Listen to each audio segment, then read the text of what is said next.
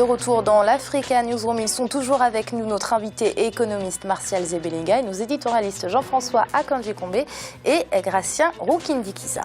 L'actualité économique, ce sont ces 200 millions de dollars en faveur du Burkina Faso. C'est le montant de l'enveloppe budgétaire signée ce mercredi à Rabat, au Maroc, entre le pays et la Banque islamique de développement. La BID soutient la relance de l'économie burkinabé. Plusieurs secteurs économiques sont concernés par cette collaboration, comme nous l'explique Kessie Webi-Martel.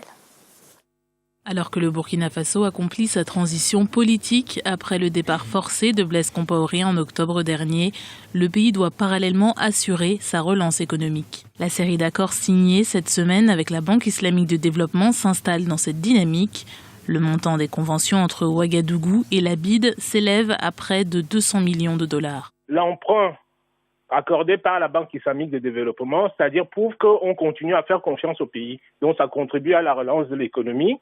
Et l'équipe qui a été mise en place est très très dynamique à ce niveau-là, d'autant plus que nous savons que le Burkina Faso est un ancien membre de la Banque islamique de développement, dont la relance de l'économie est bien partie là-dessus, parce que vous avez plusieurs projets qui concernent pratiquement tous les secteurs dans lesquels l'économie burkinabé a des besoins.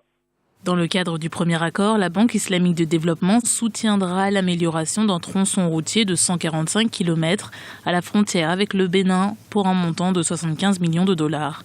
18 millions de dollars et demi viendront également appuyer la seconde phase d'un projet d'adduction d'eau potable à Ouagadougou.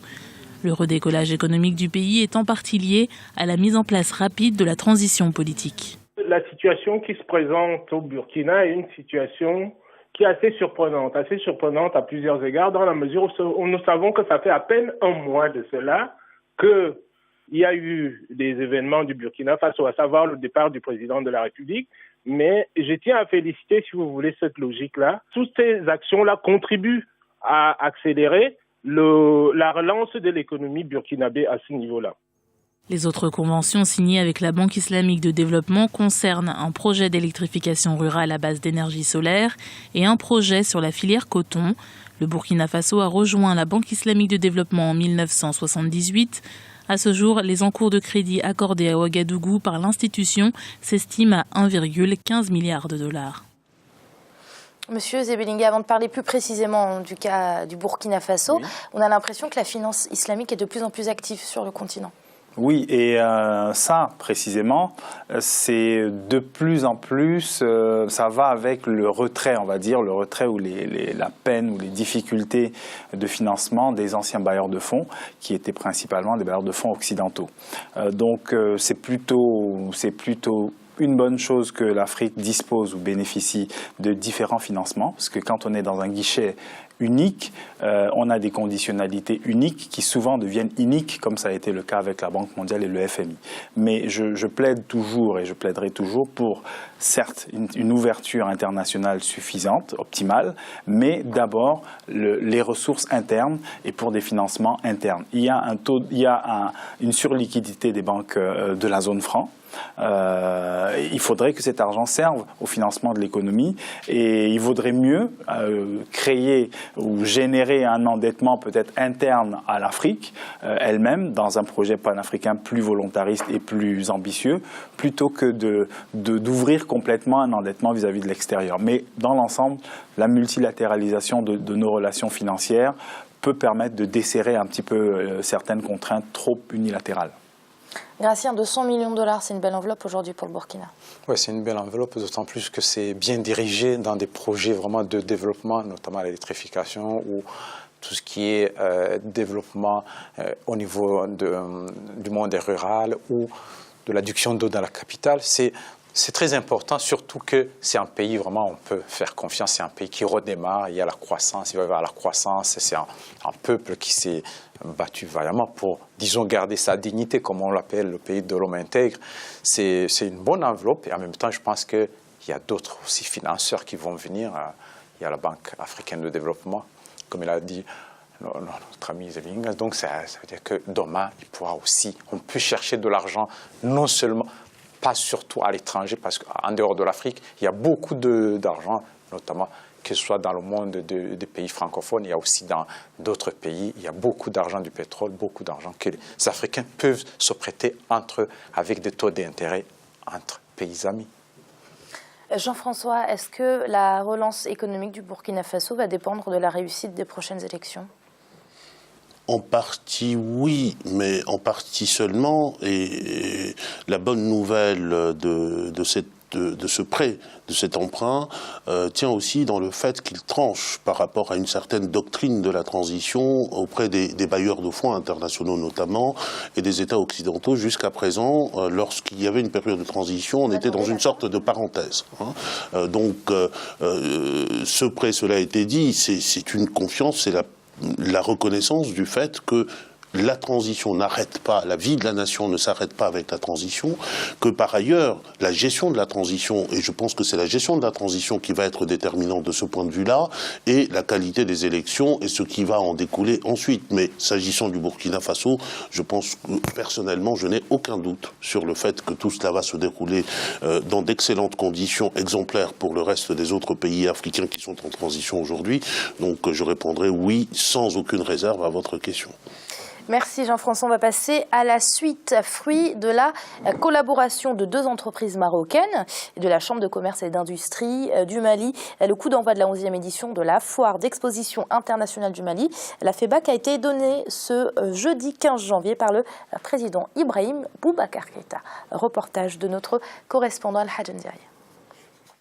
La foire exposition internationale de Bamako FEBAC a ouvert ses portes ce jeudi 15 janvier au Mali. Cette 11e édition est le rendez-vous des opérateurs économiques des secteurs publics, parapublics et privés du Mali et de la sous-région. La manifestation se tient sous le signe de la relance économique du Mali.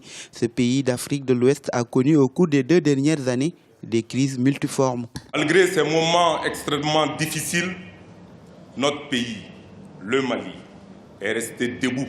Cette 11e édition de la foire exposition de Bamako signe le retour du Mali dans l'arène commerciale et économique internationale grâce à l'engagement de ses opérateurs économiques et à l'accompagnement de ses partenaires auxquels j'adresse ici mes sincères remerciements. Le président malien Ibrahim Boubacar Keïta a présidé la cérémonie d'ouverture de la 11e édition de la FEBAC. À cette occasion, il a exprimé ses remerciements au Royaume du Maroc pour avoir rehaussé l'éclat et le niveau de professionnalisme de cette manifestation dont il est l'invité d'honneur. Le Maroc, attaché à la coopération sud-sud, ne ménagera aucun effort pour accompagner le Mali, pays frère et voisin, dans les secteurs socio-économiques que votre pays estimera prioritaire. Pour la première fois, la FEBAC s'articulera autour de 2 composantes, les salons professionnels appelés B2B et l'exposition vente. Elle devra se poursuivre jusqu'au 25 janvier prochain au parc des expositions de Bamako. Jean-François, que pensez-vous de ce genre d'événement ? C'est un excellent événement. Je ne peux en penser que du bien. D'abord, en raison du fait que nous avons là un exemple de partenariat public-privé transnational qui a réussi. Parce qu'à l'origine de ce festival-là, il y a 2 entreprises marocaines privées qui ont travaillé, qui ont collaboré avec la Chambre de commerce et d'industrie de Bamako. Donc, c'est un partenariat d'État à État, en tout cas transnational, mais qui n'est pas d'État à État dans un premier temps, mais il est clair que pour pouvoir mener à bien ce type de partenariat, il y a le soutien au plus haut niveau des autorités. La preuve en est que le président Ibeka est là et que les autorités, le ministériel notamment, de l'autre côté sont là. C'est un partenariat extrêmement important pour le Mali aussi, qui connaît une période sombre, notamment en raison des troubles qu'il y a dans la partie nord du Mali, et c'est une occasion pour resserrer les liens. J'observe d'ailleurs que dans ce festival, il y a un salon du partenariat, ce qu'ils appellent le salon de partenariat, qui est un lieu de rencontre entre acteurs économiques. C'est la préparation de demain, quoi. Je m'en réjouis, mais ce serait bien que ça se multiplie.